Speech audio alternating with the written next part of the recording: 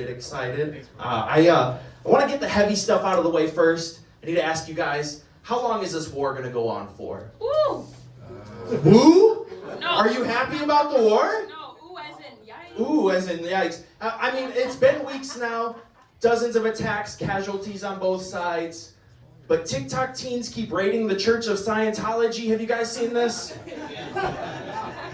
Finally, Gen Z is doing something useful with their time, trying to take down a horrible religious cult. That I can get behind.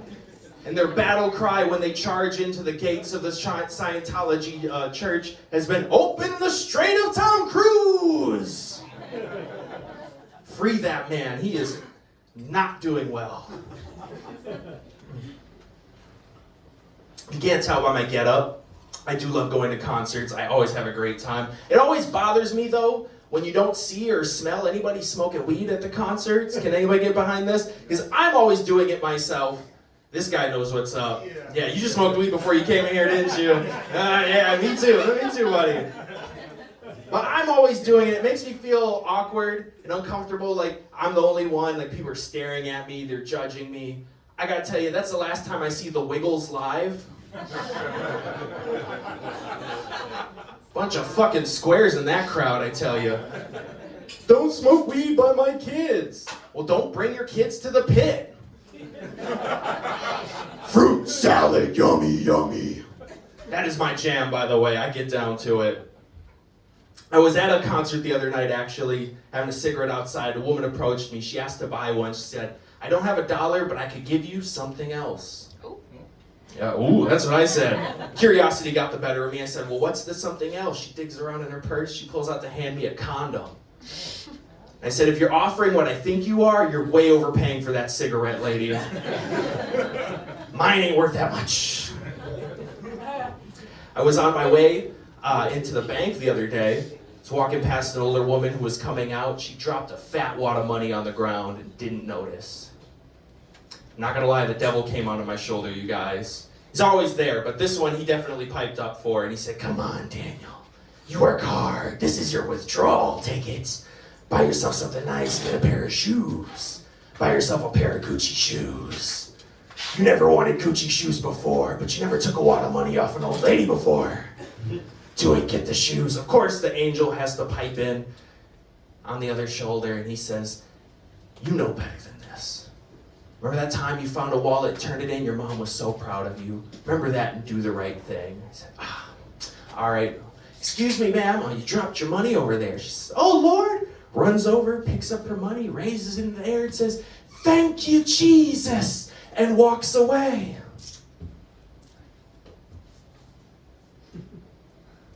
Am I Jesus?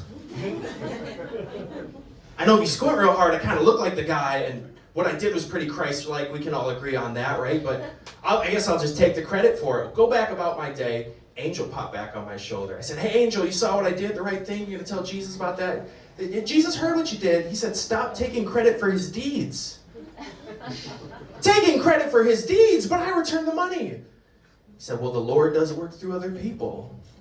I said, "Man, next time, I'm getting those Gucci shoes."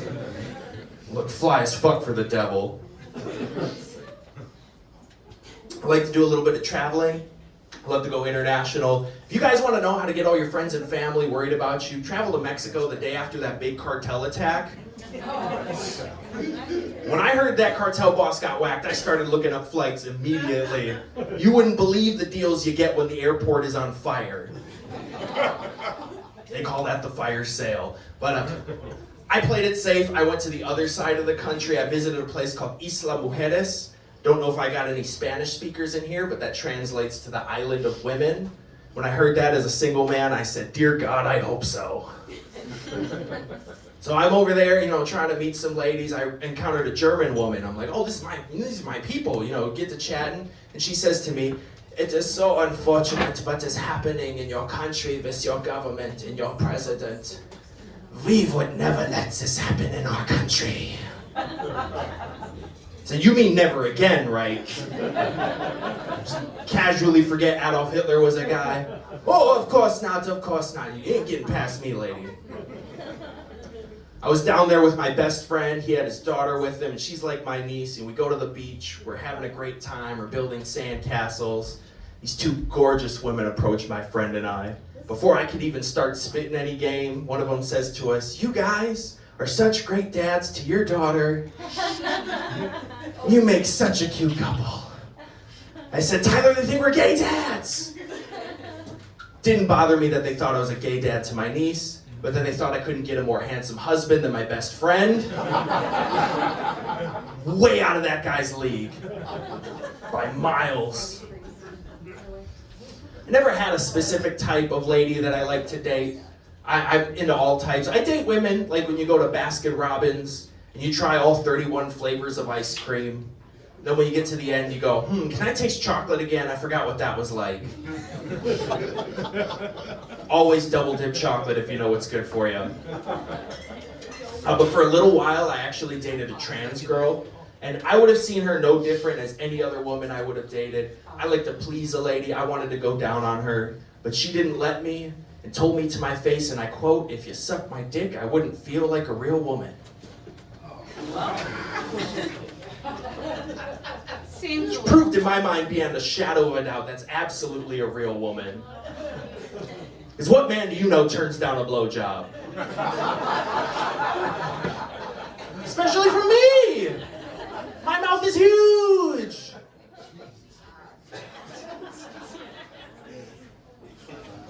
Yeah, I didn't tell Jesus about that one. Kept that to myself. But she did say to me, "You can suck on my toes." And I said, "Ew, what kind of pervert do you take me for?" Girl dick's about as kinky as I'll get. That was just for my buddy in the back. Growing up, I didn't want to be a comedian. I did want to be on stage, though, and be an actor in the theater. I got myself a big break to be in my middle school play.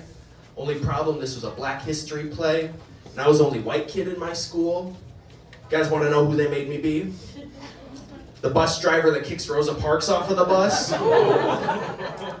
Every story needs a villain, right? There's no Star Wars without Darth Vader, so I'll do my part. So I'm on the stage in front of all the parents and classmates in my school driving my bus. It's my big moment because I noticed somebody's not where they belong.